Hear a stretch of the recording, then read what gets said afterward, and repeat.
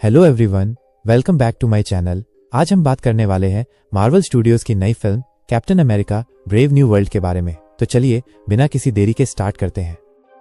कहानी की शुरुआत होती है थडियस रॉस से, जो पहले जनरल थे और अब अमेरिका के राष्ट्रपति बन चुके हैं। वो एक मोटिवेशनल भाषण देते हैं जिसमें देश की तरक्की की बातें होती हैं। लोग तालियां बजा रहे होते हैं और ये सब सैम विल्सन यानी कैप्टन अमेरिका दूर टीवी पर देख रहा होता है। इसके बाद सीन 5 महीने आगे बढ़ता है। Location Mexico. यहाँ यूएस और जापान के बीच एडमेंटियम नाम के मेटल को लेकर ट्रीटी होनी थी, लेकिन कुछ लोग उसे चुराने आ जाते हैं। सैम विल्सन अकेले उन घुसपैठियों से भिड़ जाता है। इस बार उसके पास वाइब्रेनियम शील्ड और वकांडा का नया सूट होता है, जिसके पंख भी वाइब्रेनियम से बने होते हैं। गोलियों से बचाव और सोनिक ब्लास्ट दोनों मुमकिन होते हैं। इस मिशन में उसे दूर से टॉरस मदद कर रहा होता है। साथ ही रेड विंग नाम का एक छोटा ड्रोन भी होता है जो अंदर जाकर स्कैन करता है और सैम को बताता है कि कुछ लोग साइड विंडर के कब्जे में हैं।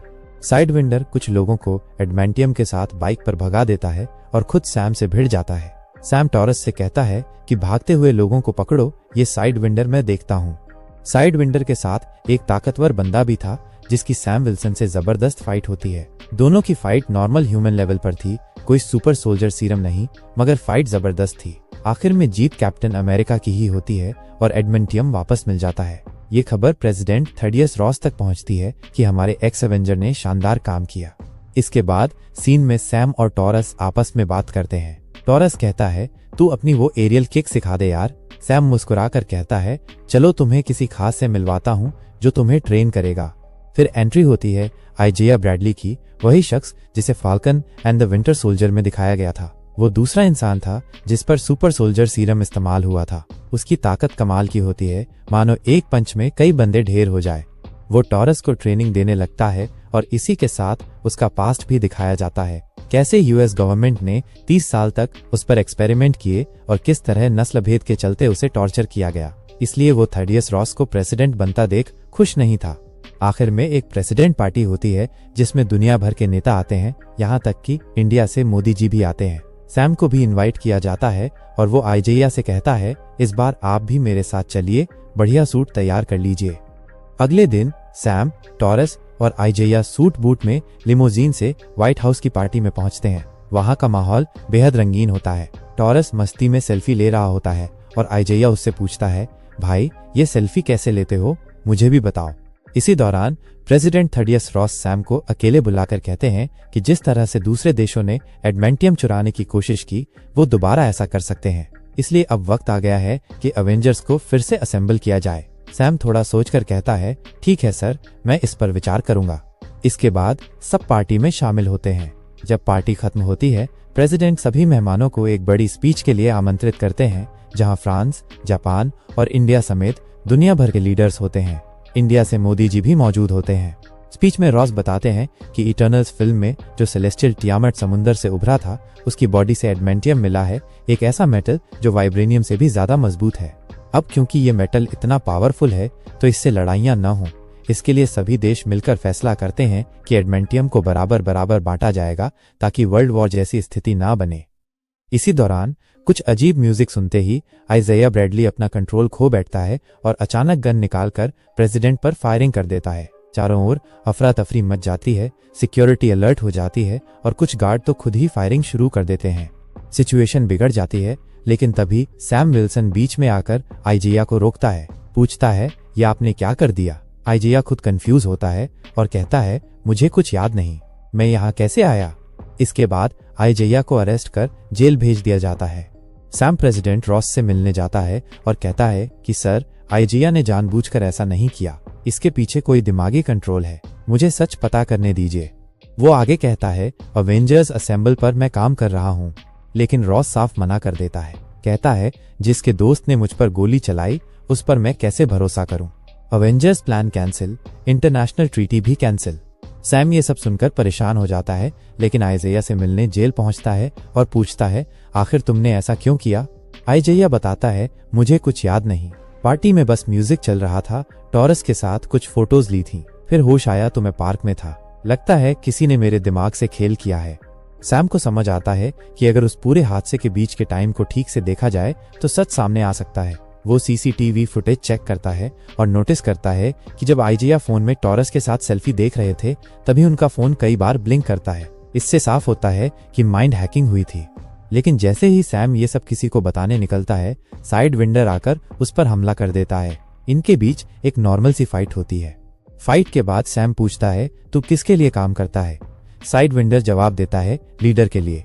अब ये लीडर कौन है, इसका पता लगाने के लिए सैम टॉरस के पास पहुंचता है और उसके फोन की लास्ट लोकेशन ट्रैक करवाता है। वहां से पता चलता है कि एक सीक्रेट यूएस मिलिट्री फैसिलिटी है जो शहर से दूर किसी रिमोट एरिया में है।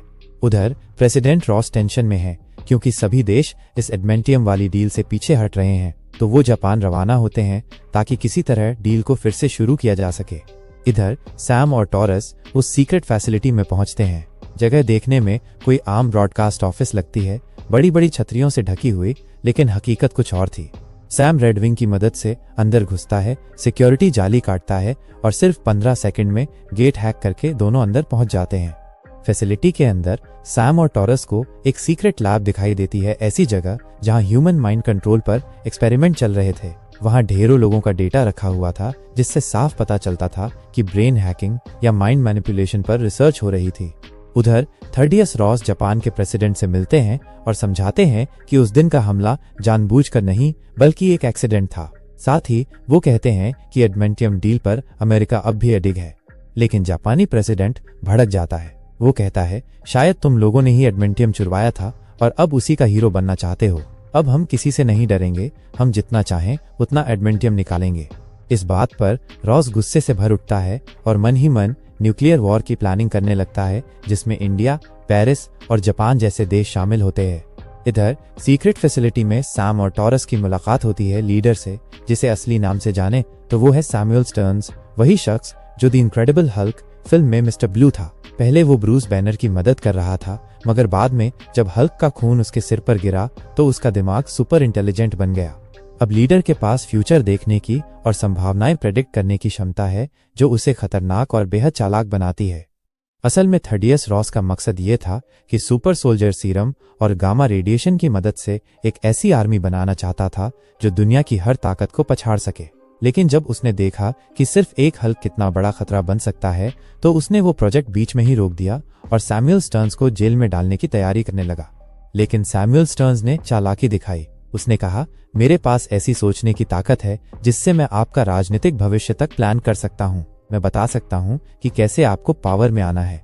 दोनों के बीच एक डील होती है। सैमुअल फ्यूचर प्रेडिक्ट करेगा और रॉस उसे रिसर्च करने के लिए एक सीक्रेट लैब देगा। लेकिन रॉस ने हमेशा की तरह चालाकी की। सालों तक सैमुअल का इस्तेमाल किया, खुद प्रेसिडेंट बना मगर उसे आजाद नहीं किया। यहीं से शुरू हुई सैमुअल की बदले की कहानी। उसी ने जापान से एडमेंटियम चुरवाया और व्हाइट हाउस पार्टी में माइंड कंट्रोल करके प्रेसिडेंट पर हमला करवा दिया। अब कहानी में एंट्री होती है रूट की एक एलिट बॉडीगार्ड जो रेड रूम जैसी खतरनाक ट्रेनिंग से होकर आई थी, ठीक ब्लैक विडो की तरह। वो सैम और टॉरस की मदद करती है वहां से बचकर निकलने में। दूसरी तरफ एडमेंटियम की जंग अब इंटरनेशनल लेवल पर फैल चुकी थी। यूएस के फाइटर जेट्स उड़ान भर चुके थे और जापान की फोर्सेस भी भिड़ने को तैयार थीं। युद्ध की आग भड़क चुकी थी और अब सवाल बस ये था, क्या ये जंग किसी एक धातु की है या फिर इंसानी लालच की। लेकिन तभी सैम विल्सन और टॉरस एक्शन में आ जाते हैं। अपने एडवांस विंग सूट और फाल्कन गियर के साथ ये दोनों फाइटर जेट्स के बीच कूद पड़ते हैं। ये दोनों पायलट्स को समझाते हैं, तुम्हारे साथ माइंड मैनिपुलेशन हुआ है, ये लड़ाई असली नहीं किसी की चाल है। कुछ पायलट्स बात समझ जाते हैं लेकिन 2 पायलट्स अब भी बेकाबू होते हैं। वे दोनों किसी की नहीं सुनते। फिर सैम और टॉरस फुल एक्शन मोड में आ जाते हैं और उन्हें रोकने के लिए जान लगा देते हैं। इधर दूसरी तरफ लीडर यानी सैमुअल स्टर्न्स धीरे धीरे थर्डियस रॉस के दिमाग में जहर घोल रहा होता है। असल में रॉस एक गंभीर बीमारी से जूझ रहा था, ऐसी बीमारी जिसका कोई इलाज नहीं। सैमुअल ने एक इलाज बताया, कुछ स्पेशल गोलियां दी जिनमें उसने चुपके से गामा रेडिएशन भरना शुरू कर दिया।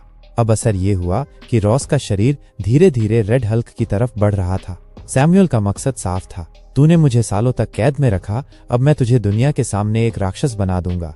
इस बीच सैम और टॉरस फाइटर जेट्स को सक्सेसफुली न्यूट्रलाइज कर देते हैं।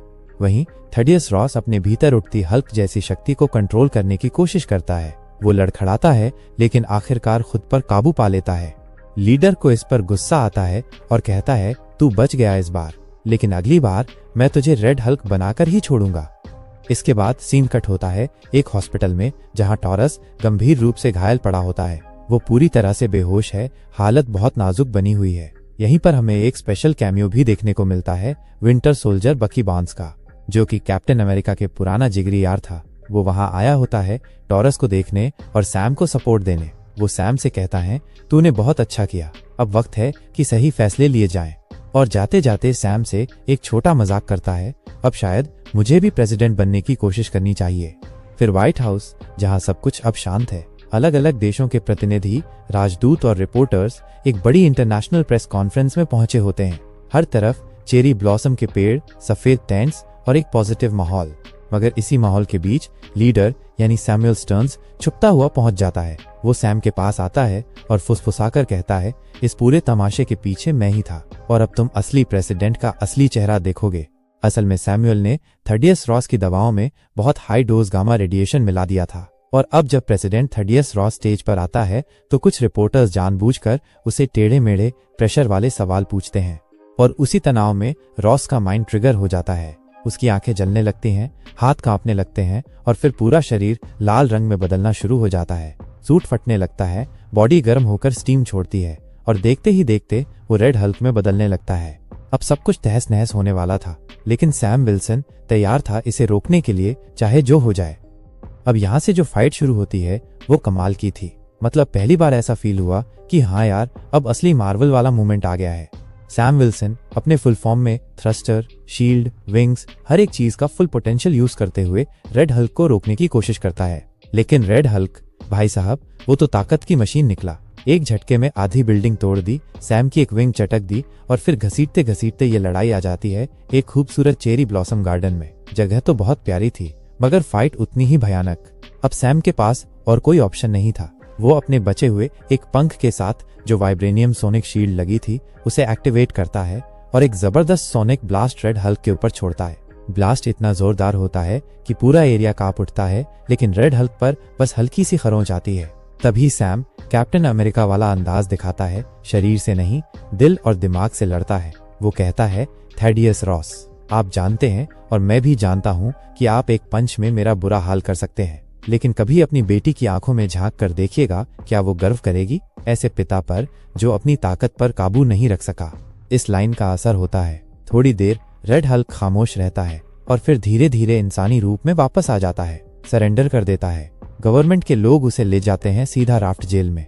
उधर सैम दौड़ता है आइजैया ब्रैडली को बचाने। उस पर जो झूठा इल्जाम था प्रेसिडेंट पर अटैक का, अब सैम के पास ठोस सबूत थे कि ये सब कुछ लीडर यानी सैमुअल स्टर्न्स की चाल थी। और फिर सीन कट होता है राफ्ट जेल में, वही जेल जो हमने एवेंजर्स एज ऑफ अल्ट्रॉन में भी देखी थी। अब वहां पर दो लोग कैद हैं, एक थैडियस रॉस यानी रेड हल्क, दूसरा सैमुअल स्टर्न्स उर्फ लीडर। लेकिन बात यहीं खत्म नहीं होती। पोस्ट क्रेडिट सीन में कैमरा धीरे धीरे जेल की अंधेरी कोठरी में जाता है, जहां सैमुअल मुस्कुराता हुआ कहता है, तुमने मुझे तो रोक दिया, मगर इस दुनिया पर जो असली खतरे आने वाले हैं उन्हें कैसे रोकोगे। और इसी के साथ ये मूवी यहीं पर समाप्त होती है। ऐसी ही और भी एक्सप्लेनेशन वीडियो देखने के लिए मेरे चैनल को सब्सक्राइब जरूर कर लें। धन्यवाद।